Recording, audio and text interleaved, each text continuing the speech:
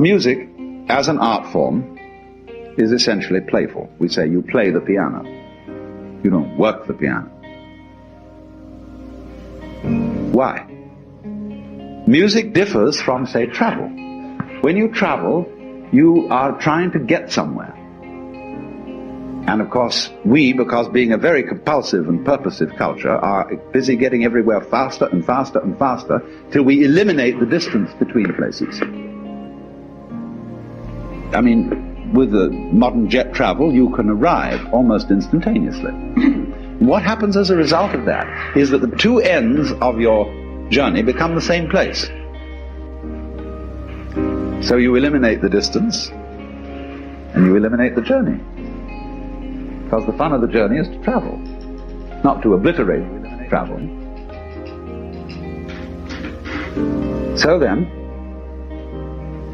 in music, though, one doesn't make the end of a composition the point of the composition. If that were so, the best conductors would be those who played fastest. And there would be composers who wrote only finales. People go to a concert just to hear one crashing chord, because that's the end. Same way in dancing. You don't aim at a particular spot in the room. That's where you should arrive. The whole point of the dancing is the dance. Look at the people who live to retire and put those savings away. And then when they're 65, they don't have any energy left, they're more or less impotent, and they go and rot in an old people's senior citizens community.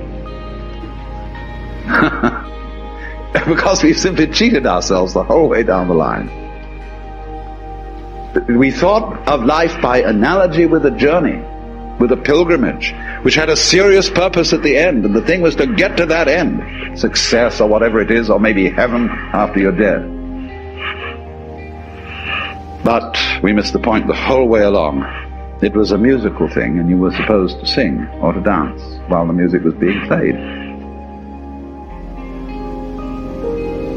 But you had to do that thing. You didn't let it happen. And so, in this way, the human being sometimes becomes an organism for self-frustration. Let's take Korzybski called man a time binder.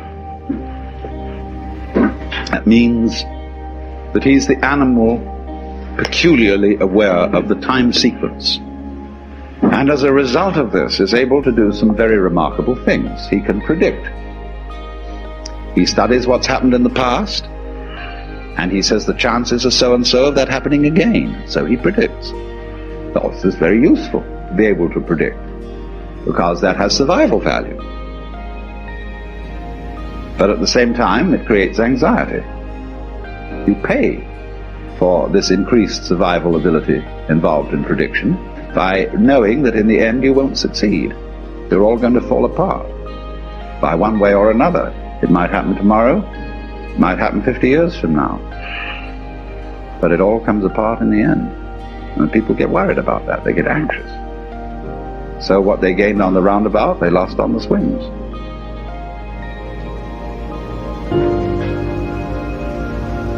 So then, if you see, on the other hand, that existence, this is, as I said, my basic metaphysical assumption, which I won't conceal from you, that existence is musical in nature. That is to say that it is not serious.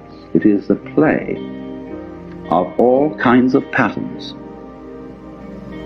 We can look upon different creatures as we look at different games, as we look at chess, checkers, backgammon, tennis.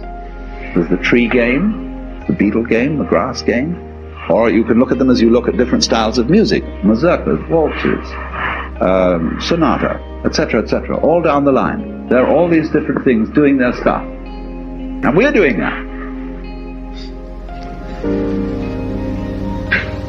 Now, existence, you see, is something that is spontaneous. The Chinese word for nature, zhiran, means that which happens of itself. Your hair grows by itself. Your heart beats by itself. You breathe pretty much by itself. Your glands secrete their essences by themselves. You don't have voluntary control over these things. So we say it happens spontaneously.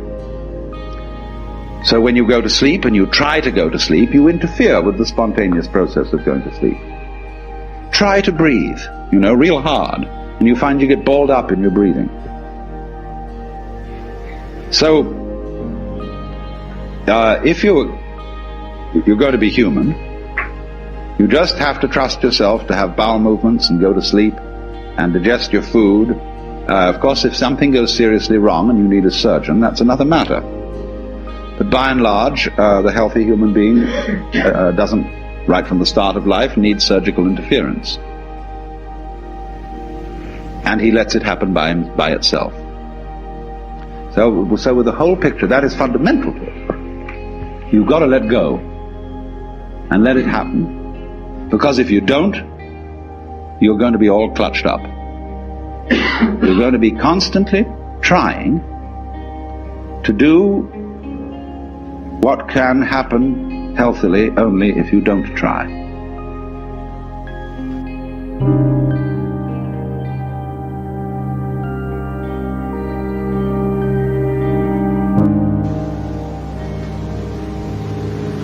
You know what occasionally happens on the street when two people are walking down the sidewalk straight at each other, and they both decide to move to the right together, and then to the left together, and they somehow get stuck, and they can't pass each other. Zen teachers will pull just exactly that sort of stunt when going down a path and meet one of their students, to see if they can get him in a tangle, and can he escape from it. And you will find in everyday life that there is a very clear distinction between people who always seem to be self-possessed and people who are dithering and nervous and don't quite know how to react in any given situation, always getting embarrassed because they have their life too strongly programmed. You said, this is a common marriage argument. You said you would do such and such a thing at such and such a time. And now you've changed your plans. Not that the change of plans really caused any inconvenience, but just the feeling that when you say you will do something at a certain time, you ought to do it at that time, come hell or high water. Well, that's being very unadaptable. That's being a stone kind of sticky thing. If it after all doesn't matter when we do it, and somebody is offended because the time has been changed, that's simply because they are attached to punctuality as a fetish. And this is one of the great problems. This causes many automobile accidents. Men rushing home to be on time for dinner when they stayed late either working or they had to stop for a drink at some bar, or when the girl feels that she has to, if she has a fussy husband and she feels she has to have the dinner ready at exactly a certain moment, she ruins the cooking. You'd rather have a faithful wife and a bad cook. I hope I'm not treading on any toes.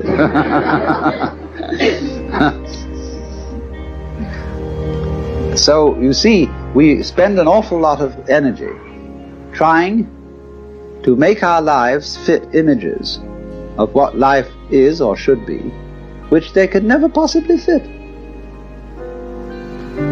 So Zen practice is in getting rid of these images. But it's so explosive socially to do that. And it so worries people. They get vertigo, they get dizzy, they don't know which end is up.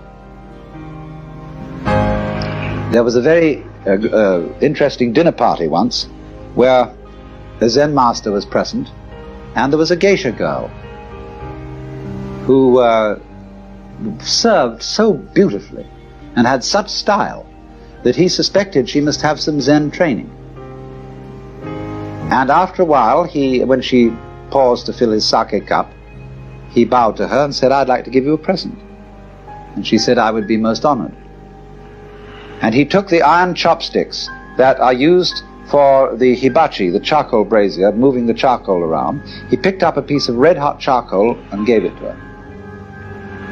Well, she had very long sleeves on her kimono. She whirled the sleeves round her hands and took the hot charcoal, withdrew to the kitchen, dumped it, and changed her kimono because it was burnt through. Then she came back into the room, and after a suitable interval she stopped before the Zen master and bowed to him and said, "I would like to give you, sir, a present." He said, "I would be very much honored." Of course, he was wearing a kimono, something like this. And so she picked up a piece of coal and offered it to him. He immediately produced a cigarette and said, "Thank you, that's just what I needed."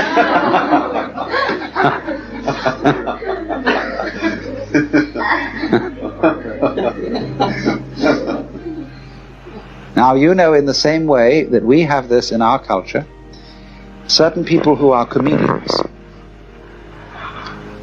who know how to make jokes and gags in a completely unprepared situation, face them with anything, and they somehow come through. So that is exactly the same thing in a special domain as Zen. Only a master of Zen does this in every life situation.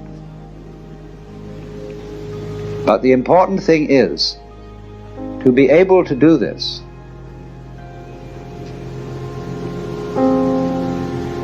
This is the secret. You must remember, you can't make a mistake. Now, that's a very difficult thing to do,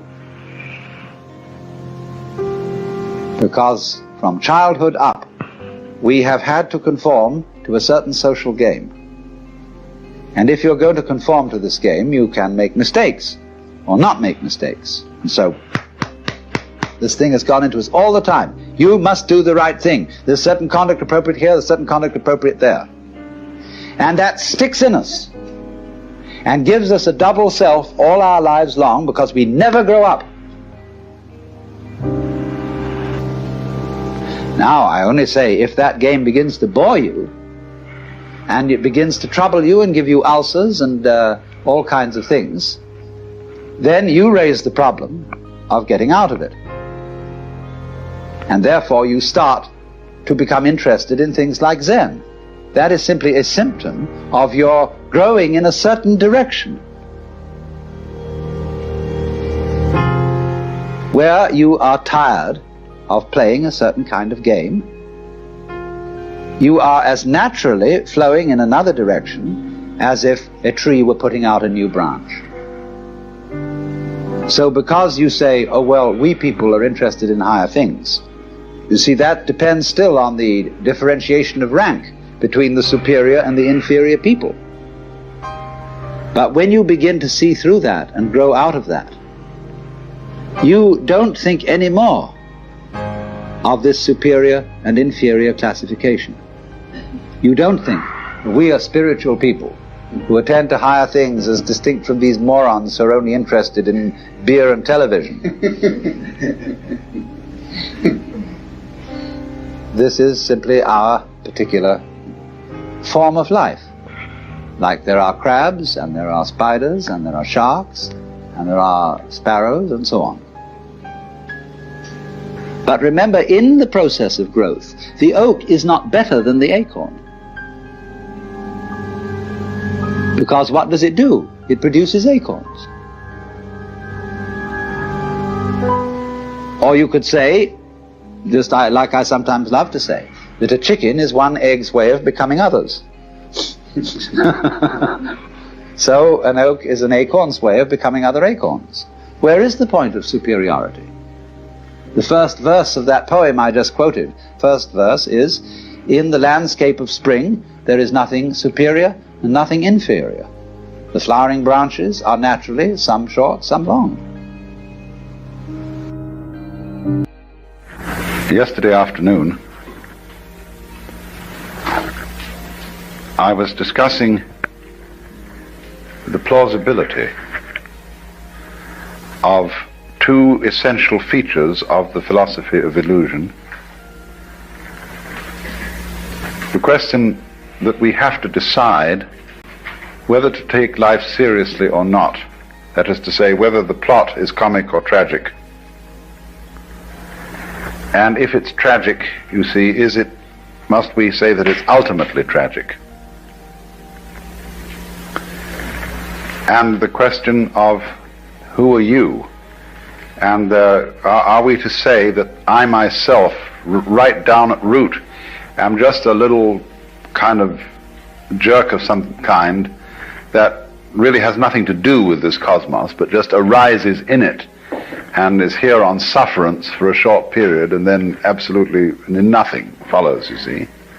Or the alternative to that is what I really am, the same as the whole thing, that is, the works, the it, or whatever you want to call it, Brahman, God, the Tao, the great void, the Buddha nature, I don't care, the self, anything, any name you want. And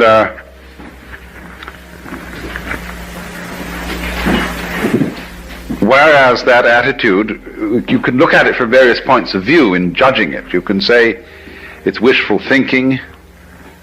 You can say that it's insufferable pride.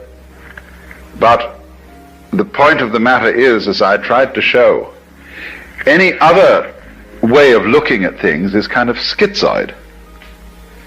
It looks at human beings as if they arrived in this world like a bunch of birds on the branches of a barren tree. And they just got settled there, they don't belong. The sense of being strangers and pilgrims from another domain altogether. Well, where is this other domain? And how does it relate to this one? Are they separate? I showed you that even when we say that two domains are the poles apart, the very fact that they're poles shows that they have a hidden connection. And the hidden connection is the big thing in life. All you junkies know that.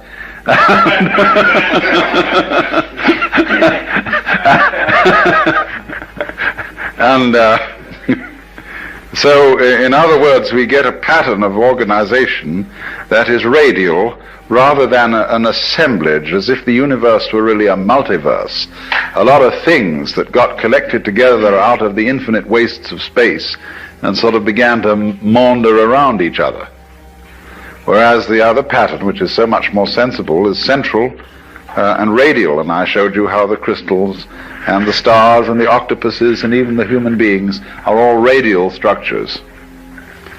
Of course, we don't see our radial relationship to the totality of the universe because it isn't obvious.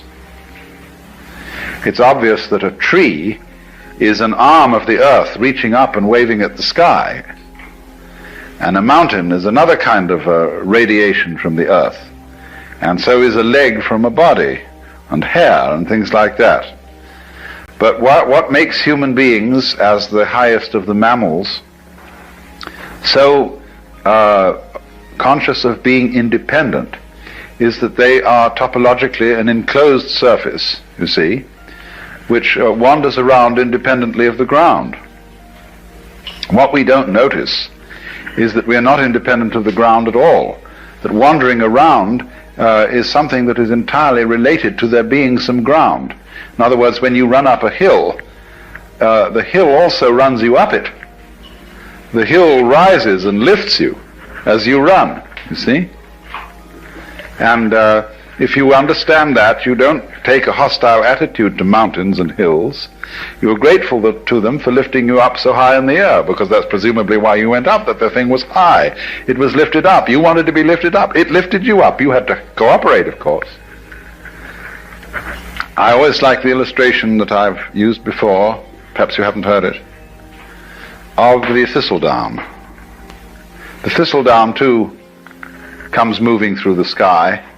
I once was playing with the thing, and just came out of the blue sky, and I caught it like that, pulled it under my nose, and it started to pull to get away. See?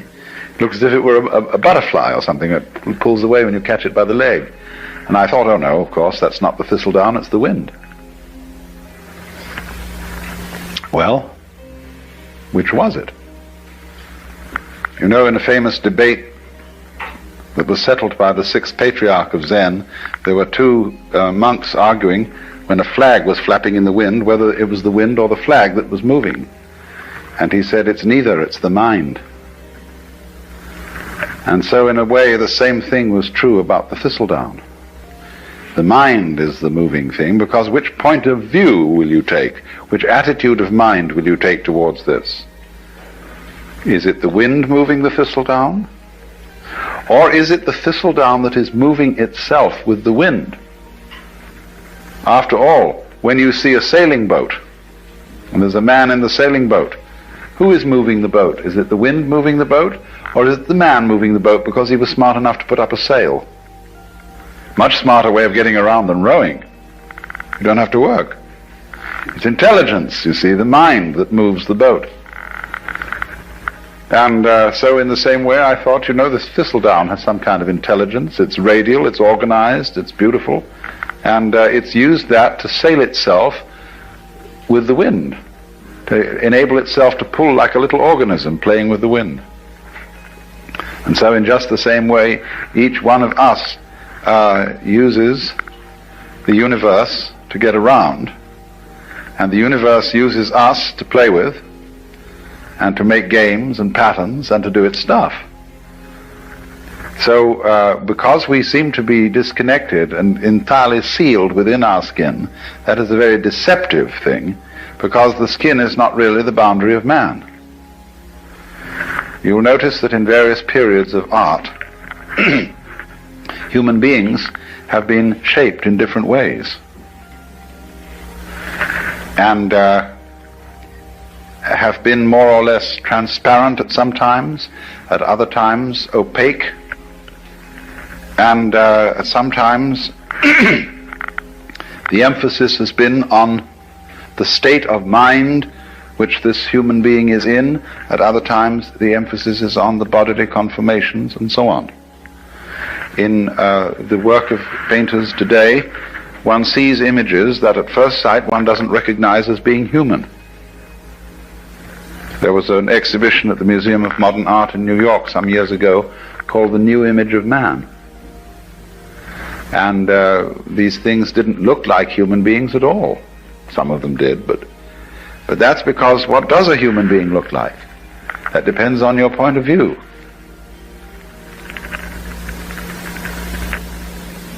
You see, if you are prejudiced that a human being is only what is inside his skin, then you think that when anybody paints the human being beyond those boundaries, that he's lost the image of man. He hasn't necessarily lost it at all. You see, there's an old feeling that the shape of the universe is the shape of man. I don't know if you've ever heard that said. That man is the microcosm, and that the universe as a whole is the macrocosm. Now, as you plumb out into the universe and explore it astronomically, it gets very strange. You begin to see things in the depths that at first sight seem utterly remote. How could they have anything to do with us? They are so far off and so unlikely. And in the same way, when you start probing into the inner workings of the human body, you come across all kinds of funny little monsters and wiggly things that bear no resemblance to what we recognize as the human image. Look at a spermatozoon under a microscope, that little tadpole, and how can that have any connection with a grown human being? It's so unlike, you see. It's foreign feeling. And you get the creeps sometimes, the foreign feeling about yourself, if you feel your own pulse, or if you're able to look at an X-ray in some way of your inner organs working. See, they're all strangers to us. We don't know about them. And they give us the creeps, as if they were, coming across some weird insects in the dark. That sort of feeling. But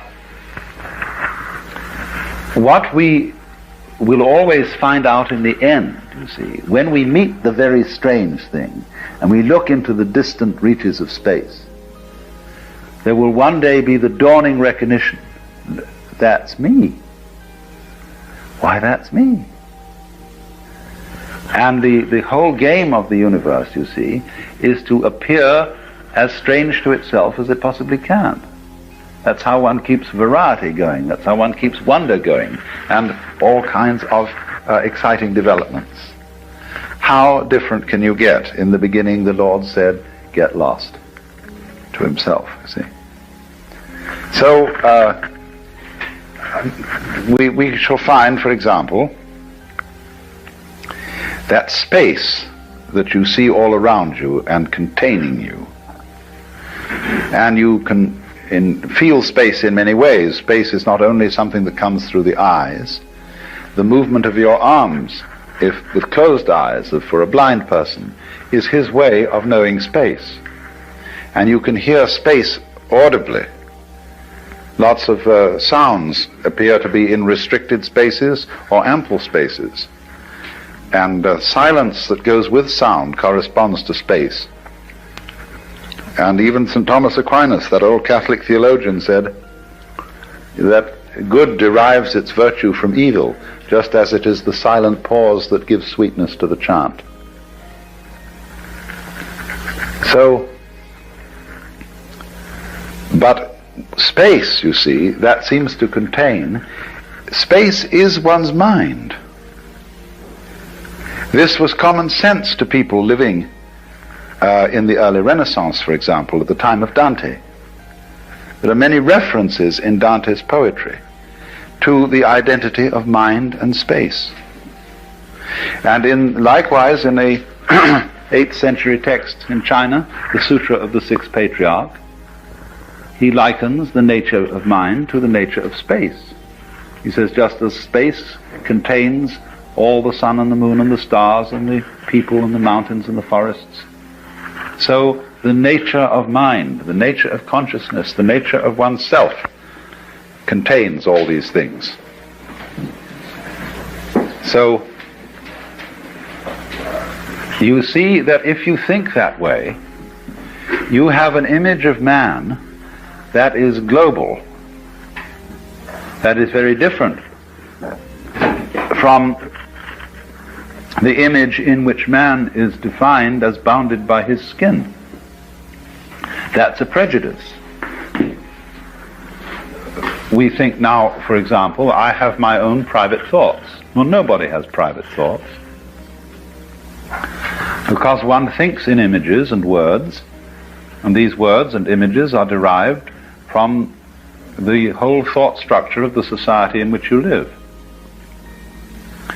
We think thoughts. The domain of mind is very similar to the grid structure of an electric power supply system. You know, what happens is there's a network of power stations and transformers so arranged that if one of them gives out and fails to supply a certain area, immediately the grid connects them with other sources of power. Well, in rather a similar way, our minds are connected.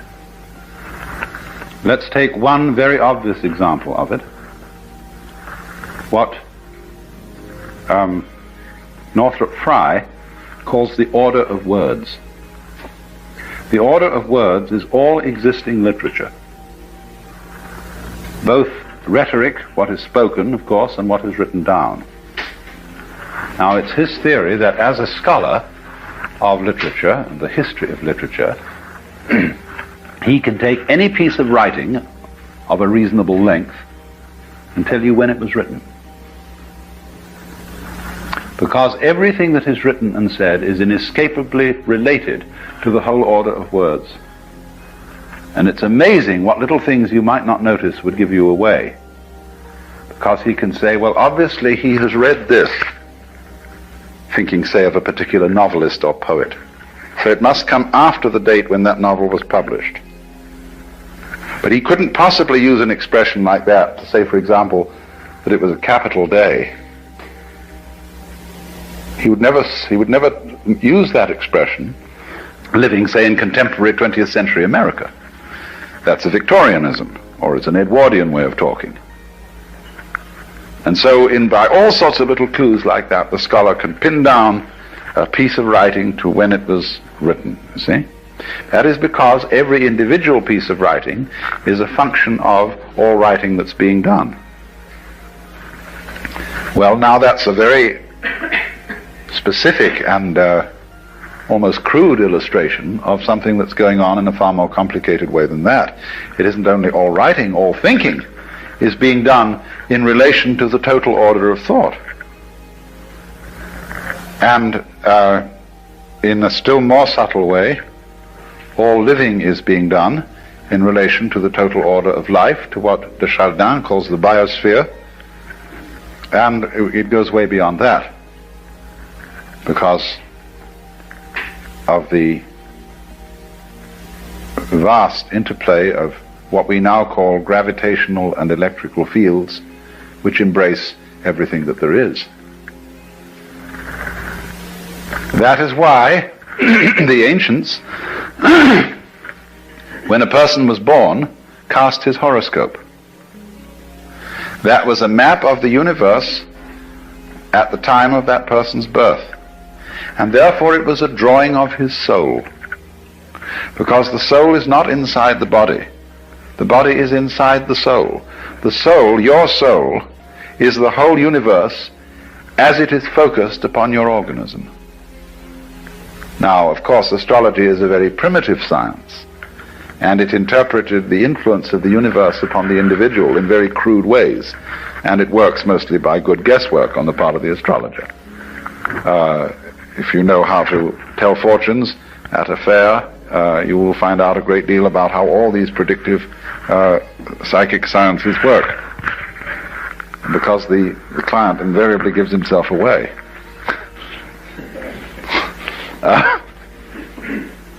Either by his anxiety to be told the truth or by his anxiety to conceal it. They work equally well. Now, but there is, you see, underneath the astrological notion, a sound idea that the true map of the soul is the picture of the universe surrounding the individual. It isn't necessarily your soul is not the picture of the universe just at the moment when you were born, you see. It goes along all the time you live, because the whole thing expresses itself through you. And therefore, in that sense, the map of the stars, the horoscope, etc., was an image of man in just the same way as we regard a picture of the human body as an image of man. And it's an image from a different point of view. It's a bigger image. It shows, in other words, that your mind is very largely outside your body. After all, it's inside too, it's simultaneous. You see, I cannot think, I can't have a mind without seeing, feeling, and relating to other people. Without all the social institutions, not only language, but the laws, the customs, the gestures, the rituals by which we relate to each other. All those things compose the mind.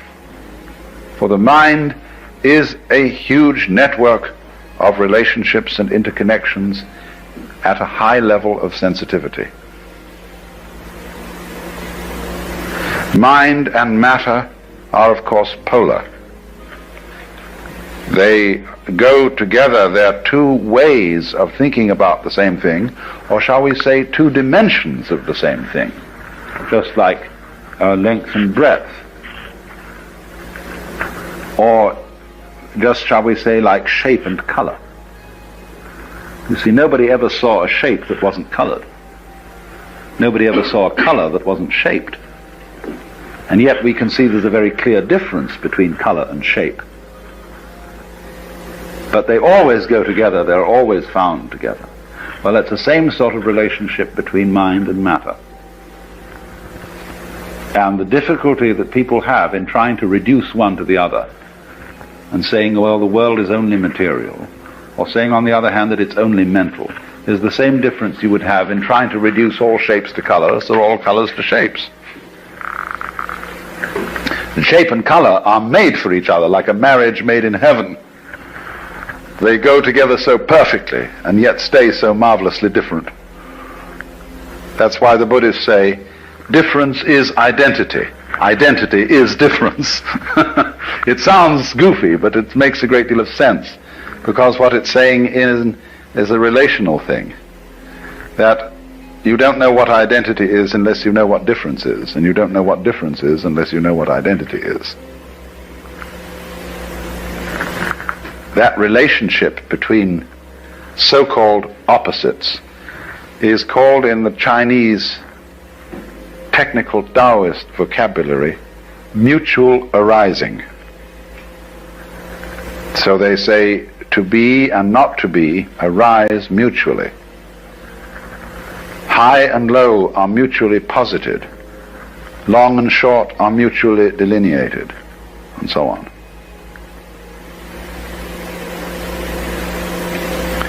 Now,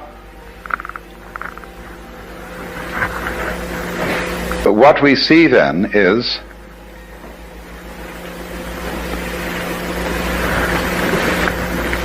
the totality of the cosmos focused at each point, you see, gives rise to the illusion of the independence of the point from the whole.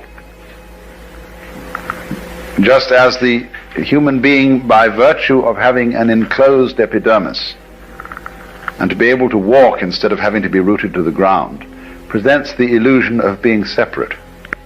And so that's why I asked Vada to do these demonstrations last night, because he showed visually the interdependence of the figure and the background,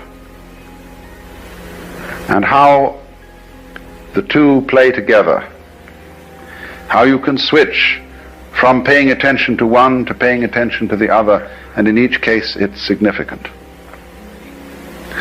That is an art that we have lost in our day-to-day perception of life, and it leads, practically speaking, to the serious problem of ecological blindness. That is to say, to the ignorance which most human beings seem to suffer from, especially in our culture, that they are inseparably related to their physical environment. It looks as if we aren't. It looks as if we can go out with bulldozers and insecticides and every kind of a gadget and make over our physical environment as it suits our whims. But then we discover to our consternation that we've upset all sorts of balances. That the house we made such a nice flat lot for on the hillside suddenly slides down the hill when there's a rainstorm because we took away all the shrubbery that was binding the hill together. And you know, this happens in Hollywood every day. And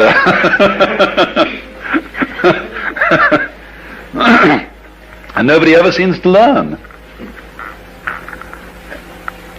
And that's, you see, this immense importance of overcoming the illusion of separateness.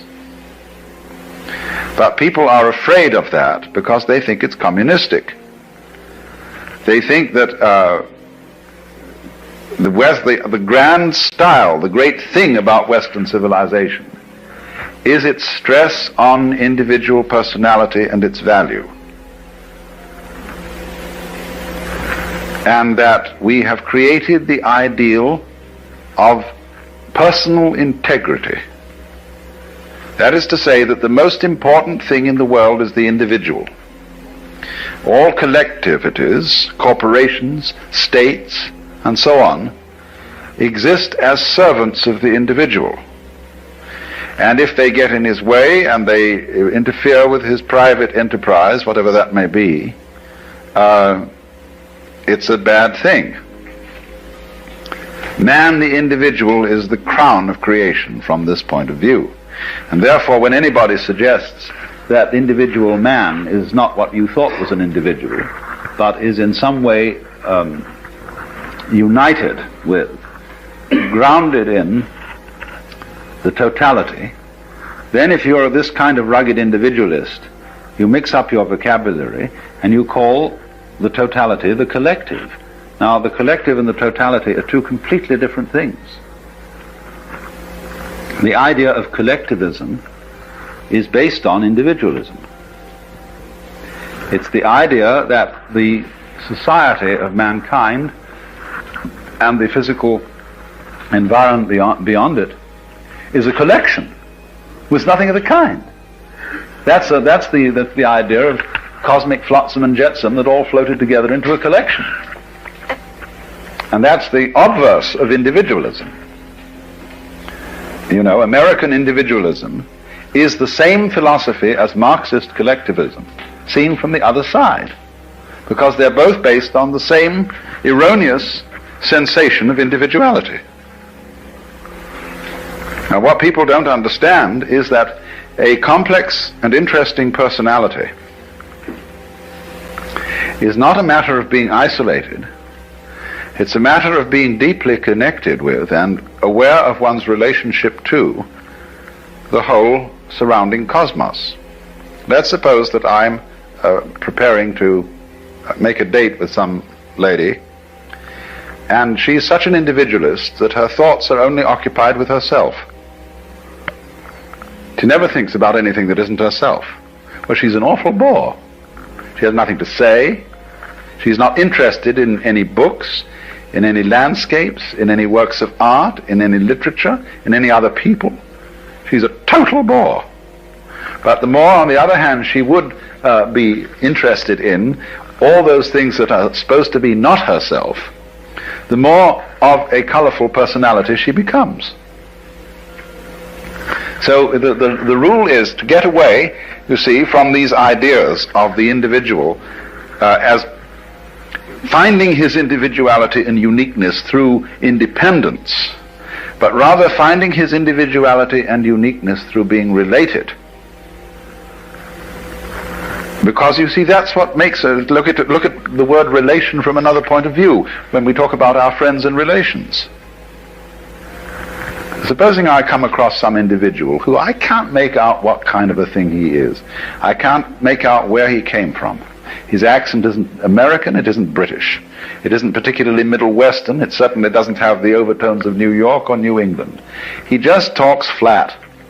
And as to his style of clothing, it's utterly nondescript. Well, I think this is pretty much of a bore. What I like to see in an individuality, in a physical individual, is ways that I can relate him to his ancestry. That he has this little subtle accent, or this mannerism, or this eccentricity, or whatever it is that connects him with a great background, you see? But it's his connection with his background that makes him so significant. If I can't see that connection, he becomes uninteresting. So, there is no thought in this approach to devalue the individual. What really does devalue the individual is any kind of religious or political philosophy that overstresses his isolation. And this is something that Californians in particular need to take note of. And because many people feel, you see, that the development of technology and of centralized government is a direct threat to the value of personality. Well, in some ways it is. But that is only because technology is being developed by personalities who don't understand what personality is. They're working on the old individualist - collectivist point of view. They're the same. So then, you see, this is then the illusion created, that the individual is operating all by himself, that actions and thoughts and deeds proceed solely from inside his skin, so that we can say, there's where it started. You see? Well, that's the game of praising and blaming. The game of who started it, who can we give candy to, who can we bang on the head. In other words, somebody has to be it. As in The Farmer in the Dell, you know, and finally you get the end, the cheese stands alone, the cheese stands alone. Hi-ho, the dairy-o, the cheese stands alone. Well, why? Who started it? The group.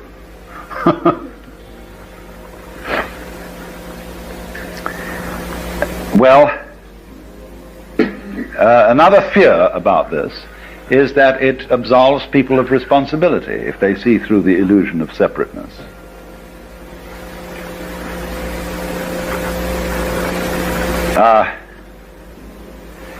The truth of the matter is, actually, that no philosophy of history has really succeeded in making anybody more or less responsible. In other words, let's say that you are a Christian, a Catholic of the old-fashioned medieval type, who believes that you've got an individual soul with free will, and that you're under responsibility to God to obey his law, and that if you don't, the most disastrous consequences imaginable will befall you. You'll fry in hell forever. There's no evidence whatsoever that believing in that made people any more virtuous than they are today. None at all. Indeed, clergy who believed in all this owned whorehouses and all kinds of things. They were just as contemptuous of law and order as anybody could be now. And part of the reason was, of course, that the threat of hell was an unimaginable penalty like the H-bomb. It's just too big to think about, and really brings justice into disrespect because it uses such crude and clumsy methods. You know, it's like using a steam hammer to drive in tacks.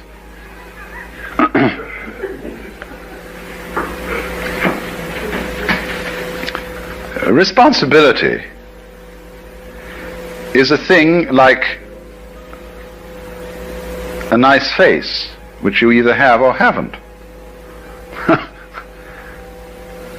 Certain backgrounds, certain interests, certain awarenesses of relationship create responsibility in some human beings. And they live that way not because they are giving themselves sermons and telling themselves all the time that they ought to be responsible. It's because they're intelligent enough to see that being responsible makes things very much easier for everybody all round. That's all there is to it. And of course that's all is a big all, but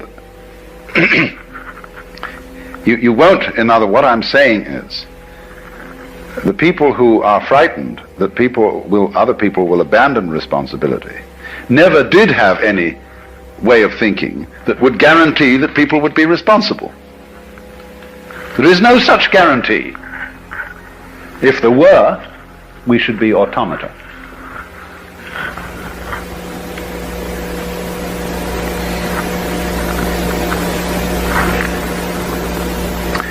Now, I want to switch to another aspect of illusion. The quickness of the hand deceives the eye. And that is, of course, the great illusion of what we call matter. Density, impenetrability, opacity. I find it hard to talk about the illusion of matter because I'm a materialist. That is to say, I like material. And though I may seem to you to be quite self-contradictory. For example, a wine should have body. Pure alcohol doesn't. And it's terribly important in human character for there to be a blend of materialism and mysticism, between sensuality and spirituality. You see, people who are purely sensuous and materialistic get very boring. You can fill your lives with all good things, with Alfa Romeos and hi-fis and wonderful cameras and girls with beautiful bodies and Chris Crafts and dry martinis and Chanel No. 5, you know. And after a while, if that's all you've got, it gets sickening and the bottoms begin to feel like plastic and the martinis taste like medicine. And somehow, bleh, you get a distaste for life, and even for mountains and trees and waters. And then on the other hand, the purely spiritual approach to things is too rarefied, too earnest, too abstract, too purely Euclidean. And the people who are intensely spiritual and don't have any sensuality are always desperately serious, colorless, lacking in humor, and never are able to meet one as man to man with a kind of a friendly leer in the eye. That's terribly important. Oh, yes, they live at a level of the frantic intensity. I see these two extremes need each other. Say, spirituality needs a beer and a loud burp, and sensuality needs a rough blanket and a hard bed and a cold night with the stars, you know, to wonder about. The sensualist as such, the materialist as such, has no wonder, and the mystic, the pure mystic, has no body. He's pure alcohol. Spirit.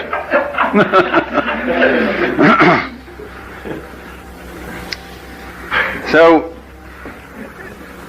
if then one should say that material is an illusion, this seems to be selling out to the spirit people and to the mystics.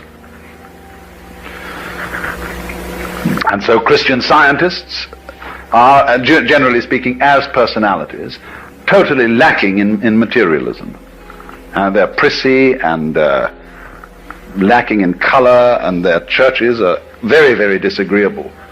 They're all reading desks, and they're too bookish, and they have no ritual, no ceremonies, no verve, you see? It's all cerebral. And likewise, when people get the wrong idea about Hinduism or Buddhism, they go into this same ultra-mysticism. They start disbelieving in all material pleasures as crutches. And it's very bad to have crutches, you see. You shouldn't take aspirin when you've got a headache. You shouldn't wear glasses. You shouldn't show dependence on anything. You mustn't like your food too much, because that's becoming gluttonous. So you eat very plain food, which is not spiced, and you eat it out of a sense of duty. That is to keep the body functioning. You drink only water because other drinks might cause certain dependencies and give you too much pleasure. And because the idea is, you see, you've got to control your mind and keep it absolutely calm and still so that you are not dependent on matter. And that's altogether the wrong approach, because, it is a game you can play. It is one of these possible things. I mean, you can play the Jehovah's Witness game. You can play the three-seed in the Spirit Baptist game. All these are various things which you can play, just as you can take up a hobby for bridge or fishing or something like that. But what happens is, you see, that the notion that the material world is an illusion is turned into a judgment of value. If it's an illusion, therefore it's bad. I ought not to be under this illusion. Well, the reality of the matter is that if you see that the material world is an illusion, you can enjoy it a great deal better than if you think it isn't. A true materialist, therefore, is one who knows that material is an illusion. Then he's not afraid of it. Then he can enter into the dance of material with real zest. Because you see, if you're a false and a fake materialist, what's happened? You borrowed money to buy yourself a Cadillac, an impressive house, ranch style with a picture window and a patio and a swimming pool, and you've bought a lot of stock, and you somehow wangled the money and borrowed it, and you keep lying awake nights wondering if you're going to make the payments. Well, there's no point in that at all. How can you possibly enjoy all this jazz, if that's the kind of jazz you want to enjoy, if you've got to worry about whether you pay for it or not? And you get hopelessly involved, you get commitments here, commitments there, and finally you have a nervous breakdown and shoot yourself. The only way to enjoy material is to disbelieve in it, just as one can disbelieve in money. Then you can have zest for it, you see? Otherwise, it's much better to be poor. I mean, if you have no taste for this kind of life and no real interest in it, but feel that somehow you ought to have it for status reasons, it's much better to stay poor.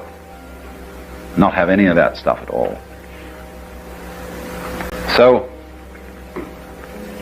then this is the important thing I'm trying to say. Material is an illusion, but a great illusion. And the point is to swing it, and not to run away from it on the one hand, or to get stuck on it in the other. Then you can play with it. It's just like a wheel going round. If the wheel is too loose on the axle, it wobbles all over the place. If it's too tight, it won't revolve. But you kind of sit loose, you see, to this thing. Not too loose, though. Now, in what way, then, is the material world an illusion? Well, we know a lot about this now from our physics. And we know that what we call solidity is force, contained force. The agitation of particles or wavicles or whatever they are at such an immense speed that they become impenetrable to other agitations. So that when I put my foot on the floor, the reason it doesn't go through the floor is that the floor is coming into existence and going out of existence so rapidly that there is no interval through which my foot can penetrate. Like an airplane propeller, you can't put your head through it without getting it chopped off. Only that if it were going far faster still, it wouldn't even cut your head off. It would just be like banging your head against a brick wall. And it has to be going fast too within an extraordinarily small and restricted space. The airplane propeller is whizzing around through a considerable space in relation to the size of a head. But if it were going much faster, but through much smaller spaces, you see, then it would be like banging your head against a brick wall. So what we've got in our so-called physical objective world is a behavior of energy where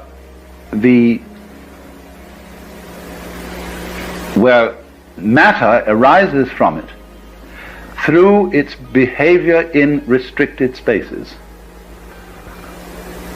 Density is a quality of space rather than a quality of matter, if you see what I mean. I gave the illustration of the airplane propeller to try and show that. So that all this is an electronic, diaphanous world, very similar to other creations of electronic patterns, the dance of forms on the TV screen, the rainbow, the aurora borealis, It's all fundamentally like that. Only we are of the same kind of jazz, you see. Our bodies are this dance too, and therefore the physical world feels real to us. In other words, it feels solid, because we are something of the same kind. If we were on a different wavelength, we'd walk right through it, in the same way as radio waves come right through the house. They are of such a nature that they can penetrate the spaces, the interstices, or in some way jazz signals through. And but we are on the same wavelength, you see, as the wall, and so don't go through it. But nevertheless, the whole cosmos is therefore a function of energy, or you could say of light, something like light, and therefore we and it are all diaphanous. Now, it's easier to see that if you live in a medium where things aren't so dense. There's only one other creature as intelligent as man,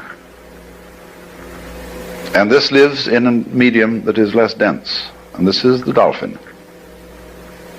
The dolphin is a mammal, and many millions of years ago it seems that dolphins were living on the land.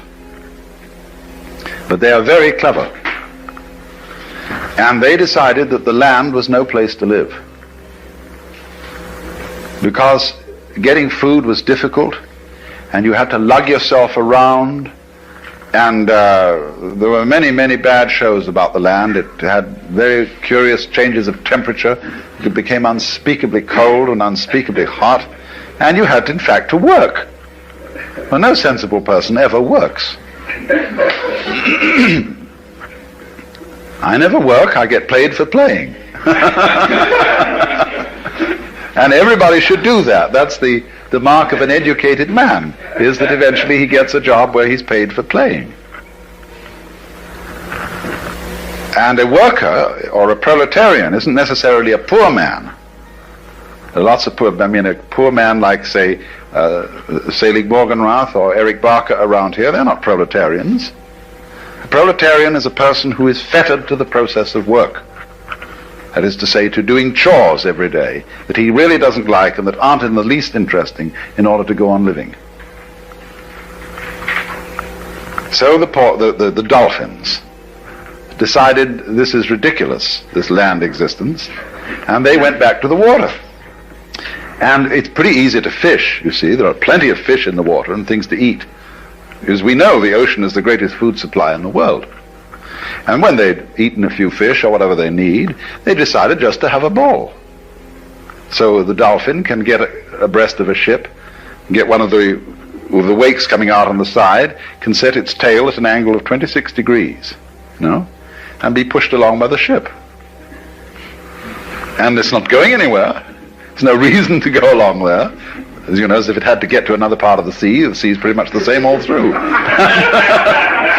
But they're just going boom, and they chatter and dance, and they're really highly civilized beings.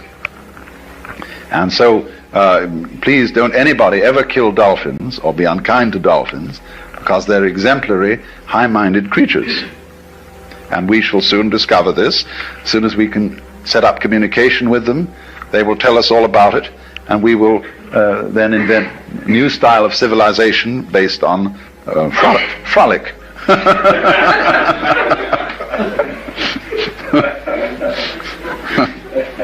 But you see, they dance in the mode of water. Now, human beings, as Toynbee has pointed out, as their civilization progresses, they begin to lose their roots. And they are less and less tied to the land. They go into the air. And what's going to happen if man develops without blowing himself to bits, if he can get over the hurdle, you see, that dangerous point, is that gradually all roads are going to disappear. And the earth will have centers of human habitation, you see, but no roads. They'll be as obsolete as railroad tracks, because everybody will fly. And once the medium of air is much more fluid than the medium of water. And as we fly, you see, on the land, your values are all values of permanence, solidity, firmness. They're architectonic in the sense of our great stone structures, pyramids and things like that. But in the air and on the water, all values are fluid. And what you have to know to be a good airman is, of course, stars. Like whitethroats and other migrating birds migrate by the stars. Imagine. But once you start relating yourself to the stars, you realize that you're living in a universe where directions are all relative. And you become a being capable of existing in non-solidity. And that's why Buckminster Fuller, believed that all techniques and really all culture came from the sea. The men who first learned to sail were the wise men. He has a fantastic idea that there were initiates, great priests who were ship's captains, and that though some of their humble seamen didn't know all the secrets, that these priests were the first people who knew that the world was round. And that gives one an entirely different theology, you see, than if you believe that the world is flat. And so from the priests of the ocean, the landsmen learned how to use cranes, blocks and tackles, how to build, what a good house an overturned ship made. And so to this day, a cathedral has a nave as its central auditorium, nave from Latin navis, ship, showing the connections between ships and the first temples. And so Fuller goes on to say, now if you're a good architect, as the ancient architects learned from the ocean, first thing you should do when you get through architectural school is go and work in an airplane factory. And understand the beautiful thing that man has made in a fine, fine airplane, you see, which is as great as a bird in its own way, because that's the architecture of insecurity. One can discipline desire, whether one can curb it, is a deeper question altogether, which is, what do you desire? What makes you itch? What sort of a situation would you like? Let's suppose, I do this often in vocational guidance of students. They come to me and say, well, we're getting out of college and we haven't the faintest idea what we want to do. So I always ask the question, what would you like to do if money were no object? How would you really enjoy spending your life? Well, it's so amazing. As a result of our kind of educational system, crowds of students say, well, we'd like to be painters, we'd like to be poets, we'd like to be writers, but as everybody knows, you can't earn any money that way. Or another person says, well, I'd like to live an out-of-doors life and ride horses. I said, do you want to teach in a riding school? Let's go through with it. What do you want to do? When we finally got down to something which the individual says he really wants to do, I will say to him, you do that. And forget the money. Because if you say that getting the money is the most important thing, you will spend your life completely wasting your time.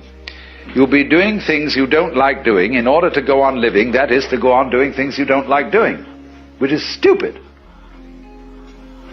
Better to have a short life that is full of what you like doing than a long life spent in a miserable way.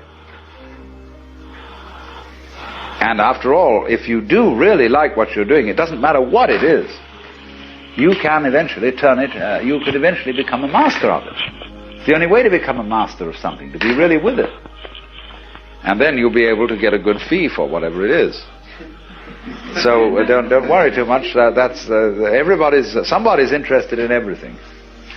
And anything you can be interested in, you'll find others who are. But it's absolutely stupid to spend your time doing things you don't like in order to go on spending things you don't like, doing things you don't like, and to teach your children to follow in the same track. See, what we're doing is we're bringing up children and educating them to live the same sort of lives we're living, in order that they may justify themselves and find satisfaction in life by bringing up their children, to bring up their children to do the same thing, so it's all wretch and no vomit. It never gets there. And so, therefore, it's so important to consider this question: what do I desire?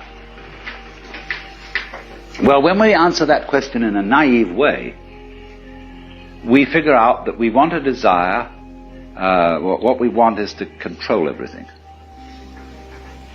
To create girls that don't grow old, apples that don't rot, clothes that never wear out, conveyances that get from one place to another instantly so we don't have to wait, power available to do anything that you could conceive and do it just instantly like that. To get this funny technological omnipotence. But if you take time out to think about that, and really go into it with your full strength of imagination, and find out whether that's where you want to be, you will soon see that's not what you want. Because the moment you have a situation where you are really in control of things, that is to say, in which the future is almost completely predictable, you will see, as I said last night, that a completely predictable future is already the past. You've had it. And that's not what you wanted. You want a surprise. And you don't know what that's going to be, because obviously it wouldn't be a surprise if you did. You want a pleasant surprise.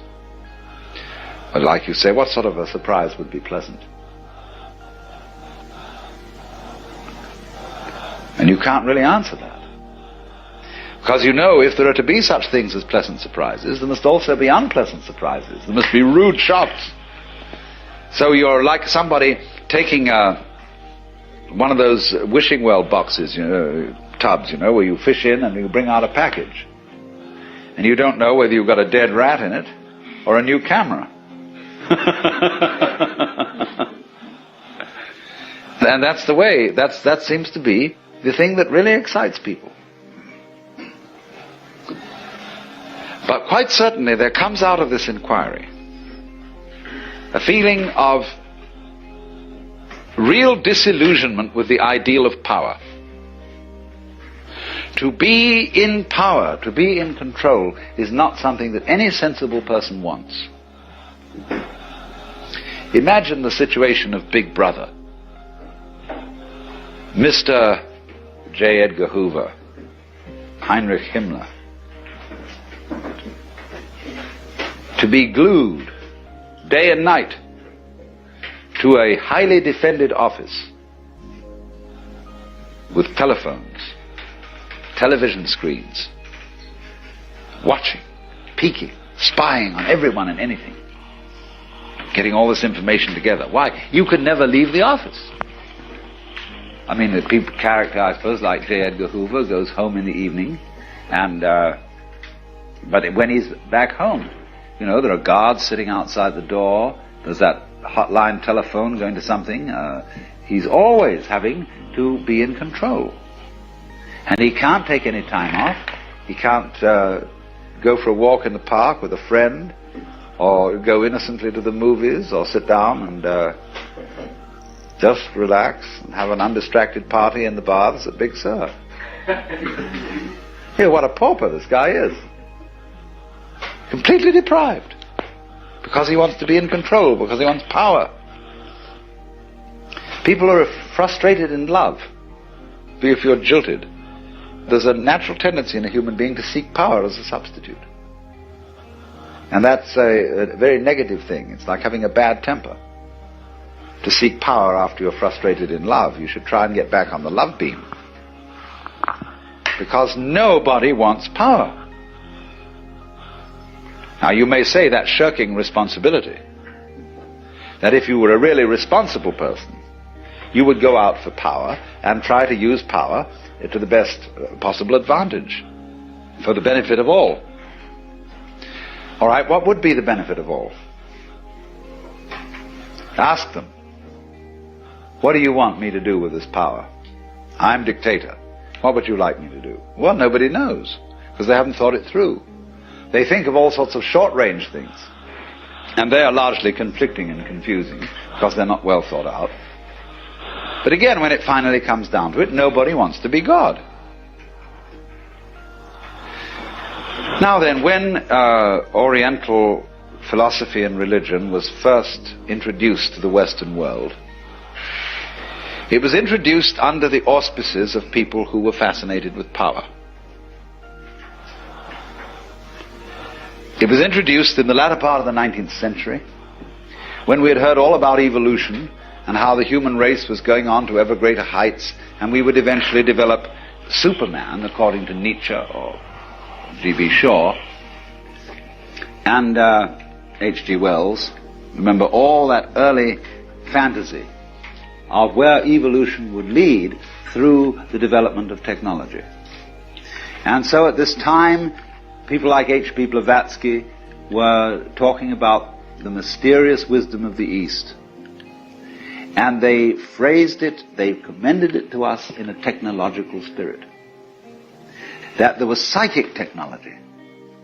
That there was something that you could go way beyond anything that could be done through the physical sciences. You could cause your physical body to disintegrate to another level of vibration, and then transmit it and reassemble it somewhere else. You could live as long as you liked because you control the fundamental processes. You could determine, if you decided to die, where you would be reborn, exactly. You would be a complete master of life. And so there are still innumerable books being sold which present Oriental philosophy and religion in this light. That charlatan Lobsang Rampa, who writes about Tibetan mastery. People read that because they think that there may be a way of beating the game.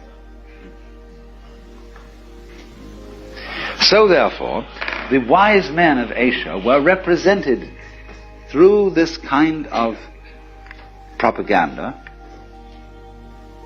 as masters of life, as, for example, people whose emotions didn't bother them, who could put up with any amount of pain by simply turning off their feelings,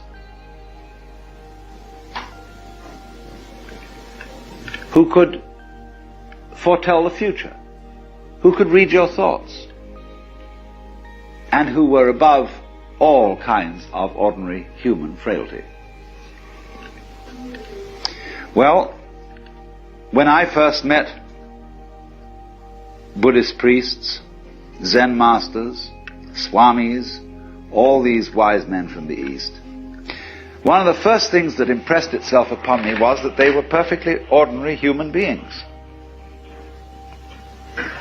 They had bad tempers, they were fussy about certain things, they just acted as I would expect human beings to act. And so at first I was very disappointed. I thought they had feet of clay, that they didn't come up to these promises of psychotechnology. But after a while I got to realize why not, that they had already thought all that through. They had thought through what might be done if one had all these powers, and had decided that wasn't what they wanted. The powers of this kind in Sanskrit are called siddhi, S-I-D-D-H-I. But there is hardly one decent scripture or text on yoga that does not say again and again, if you get siddhi, ignore them. Go on to something else. These are only the foothills. These are, furthermore, not only foothills, but they are seductive, blind alleys. won't take you anywhere at all. Now, I think that this is the greatest possible lesson for the Western world to learn, because we are so hung up on the idea of power, of control, of being able to make everything go the right way, and we've never thought it through. When you get control of it, what are you going to do with it? Supposing I'm an alchemist, and I have a whole secret closet full of love filters, very potent ones. And if I see a desirable woman, all I have to do is to offer her a cigarette or give her a glass of wine with one of my secret potions in it. And instantly, I'm her master. Now, when I think that through, what would I do with a situation like that? Because all I've got again is that plastic doll that when I push it, it does what I tell it to, and doesn't have any comeback. What you always are looking for in things is where the surprise is there, where there's a comeback, and you say, my God, this thing is alive. It has a will of its own. It is not in my control. And I would like to have a relationship with something like that, because it would never be dull. And also, you would feel true affection. After all, you can make love to yourself in a mirror. You can have one of those Dutch wives. You buy them in a place in Kobe, where you get these rubber girls that you fill with hot water. And sailors take them on long voyages. But what an awful thing, when you realize that this thing has no gear, no surprise in it, no thing that it does on its own, you see. And so when you think things through like that, you understand you do not want power. You don't want to control everything. And therefore these Zen Buddhist masters that I met and others were not super occultists. And very many Westerners who visited Japan expecting to get a satori, as a result of which they would know everything and control everything, were grievously disappointed and said there's not much in this after all.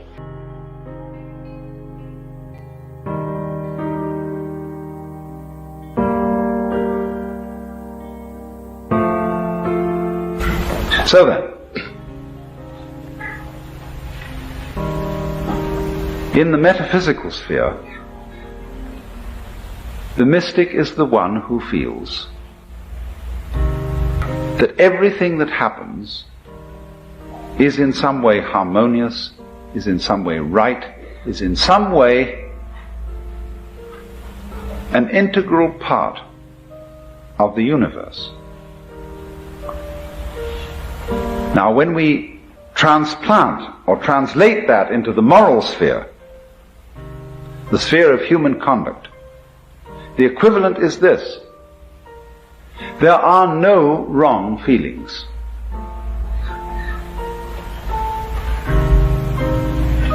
There may be wrong actions in the sense of actions contrary to the rules of human communication. But the way you feel towards other people, loving, hating, etc., etc., there aren't any wrong feelings. And so to try and force one's feelings to be other than what they are is absurd, and furthermore dishonest.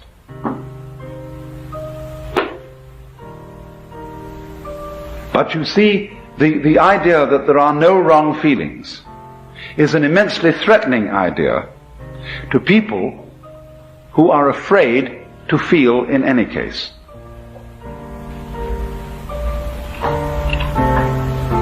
And this is one of the peculiar problems of our culture, that we are terrified of our feelings because they take off on their own. And we think that if we give them any scope, and if we don't immediately beat them down, they will lead us into all kinds of chaotic and destructive action. It's so funny that we, in our Western culture today, say that kind of thing. We who do more chaotic and reckless kind of action than anybody ever did.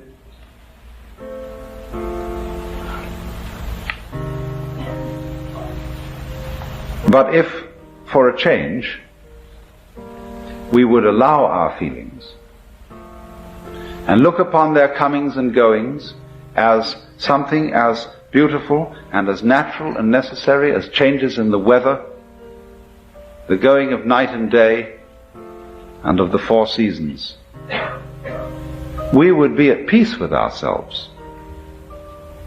Because what is problematic for Western man is not so much his struggles with other people and their needs and their problems as his struggle with his own feelings, with what he will allow himself to feel and what he won't allow himself to feel. He's ashamed to feel really profoundly sad, so much so that he could cry. It is not manly to cry. He is ashamed to loathe somebody, because you are not supposed to hate people. He is ashamed to be so overcome with the beauty of something, whether it be a natural landscape or a member of the opposite sex, that he goes out of his mind with this beauty. Because all that kind of thing is not being in control, old boy. Not kind of having your hand on the wheel.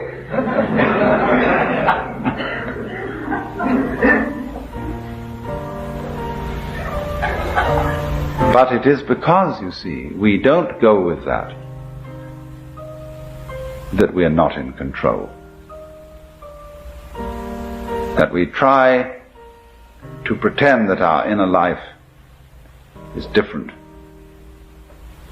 So I think this is the most releasing thing that anybody can possibly understand. That your inner feeling is never wrong. That's to say, what you feel, it's never wrong that you feel that way. It may not be a right guide to what you should do. In other words, if you feel that you hate someone intensely, it isn't necessarily the right way of dealing with that feeling to go out and cut his throat. But it is right that you should have the feeling of hating, or of being sad, or of what? Frightened, terrified, whatever it is. For you see, when a person comes to himself, he comes to be one with his own feeling. And that is the only way of being in a position to control it. It is in exactly this way that the sailor always keeps the wind in his sails. Whether he wants to sail with the wind or whether he wants to sail against the wind, he always uses the wind. He never denies the wind. Well, and it's exactly that same sense that a person has to keep going with his own feeling. Whether he wants to act as the feeling obviously suggests or act in a different way, he has to keep the feeling with him, because that's his own essential self. But when he attempts simply to sail against the wind, he's lost himself. He's become just a kind of empty mask which hasn't got any real life behind it. And all its protestations of love and goodwill are hollow. So you see, it is in the most basic, simple situation. A mother has a child. She got it by accident, you know? And she thinks, oh heavens, now I'm all tied up, full of responsibility and so on, I can't stand it. So I really didn't want to have it, and I No, I mustn't think that thought. All good mothers naturally love their babies.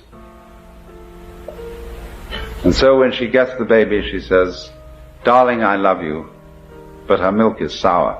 And the baby gets the other message. And the baby's mixed up. So, to sum up, what the mystic primarily feels is the divinity, the glory of whatever is.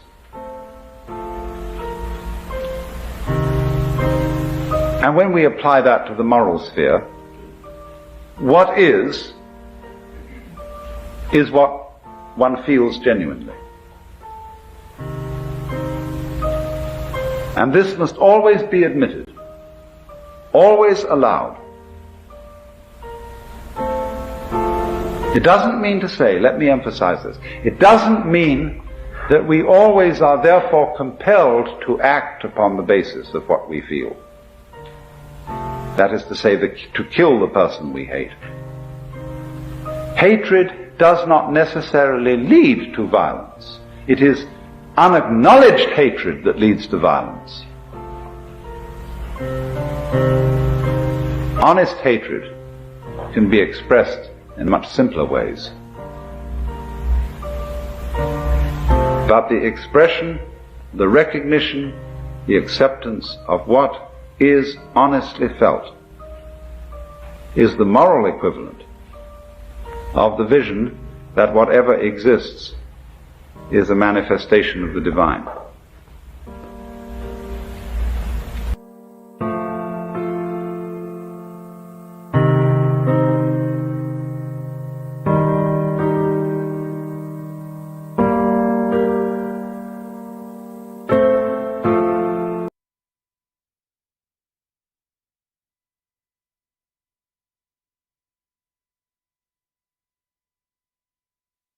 Discipline desire, whether one can curb it, is a deeper question altogether, which is, what do you desire? What makes you itch? What sort of a situation would you like? Let's suppose, I do this often in vocational guidance of students. They come to me and say, well, we're getting out of college and we haven't the faintest idea what we want to do. So I always ask the question, what would you like to do if money were no object? How would you really enjoy spending your life? Well, it's so amazing. As a result of our kind of educational system, crowds of students say, well, we'd like to be painters, we'd like to be poets, we'd like to be writers, but as everybody knows, you can't earn any money that way. Or another person says, well, I'd like to live an out-of-doors life and ride horses. I say, do you want to teach in a riding school? Let's go through with it. What do you want to do? When we finally got down to something which the individual says he really wants to do, I will say to him, you do that. And forget the money. Because if you say that getting the money is the most important thing, you will spend your life completely wasting your time. You'll be doing things you don't like doing in order to go on living, that is, to go on doing things you don't like doing, which is stupid. Better to have a short life that is full of what you like doing than a long life spent in a miserable way. And after all, if you do really like what you're doing, it doesn't matter what it is, you can eventually you could eventually become a master of it. It's the only way to become a master of something, to be really with it. And then you'll be able to get a good fee for whatever it is. So don't worry too much. Somebody's interested in everything. And anything you can be interested in, you'll find others who are. But it's absolutely stupid to spend your time doing things you don't like in order to go on spending things you don't like, doing things you don't like, and to teach your children to follow in the same track. See, what we're doing is we're bringing up children and educating them to live the same sort of lives we're living, in order that they may justify themselves and to do the same thing, so it's all wretch and no fun.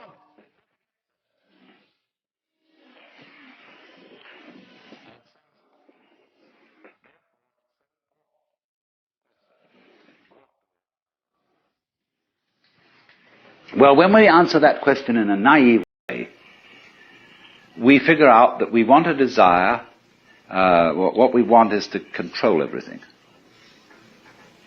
To create girls that don't grow old, apples that don't rot, clothes that never wear out, conveyances that get from one place to another instantly so we don't have to wait, power available to do anything that you could conceive and do it just instantly like that.